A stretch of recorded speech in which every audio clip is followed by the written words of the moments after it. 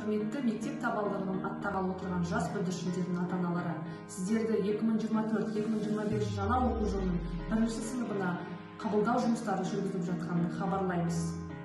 Мектепке қажетті құжаттарды рәсімдеу егов портал арқылы және дәстүрлі түрде, яғни қағаз жүзінде мектепке тапсыруларыңызға болады. Қажетті құжаттар тізіміне тоқтала кететін болсақ, ата-ана немесе оларды алмастыратын заңды тұлғалардың өтініші, туу туралы куәлік, 3-4 фотосурет, 026-063 нысандары бойынша денсаулық жағдайы туралы құжат. Келесі кезекте 1-ші сынып жетекшілерімен таныс болыңыздар. 1-ші А сыныбының жетекшісі Галимжанова Диана Галимжановна, еңбек өтілі 7 жыл, санаты педагог-модератор. 1-ші Ә сыныбының жетекшісі Сулейменова Сапура Оразовна, еңбек өтілі 35 жыл, санаты педагог-зерттеуші. 1-ші Б сыныбының жетекшісі Ширинова Айжан Еркіновна, еңбек өтілі жас маман, санаты педагог. 1-ші В сыныбының жетекшісі Жайлыбай Нұргүл, еңбек өтілі 5 жыл, санаты педагог. Біздің мақсатымыз баланы өмірге бейім ету.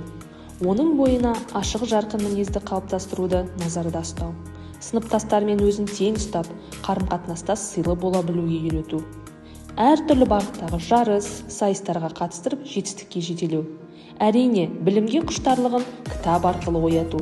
Өнерін өрге жетелеу, сыни ойлау дағдысын қалыптастыру.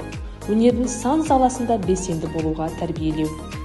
Құрметті ата-аналар, мектеп табалдырығын аттағалы отырған бүлдіршіндеріңіздің құжаттарын дер кезінде рәсімдеуге шақырамыз. Біз берген білім, сіз сенген арман кепілі.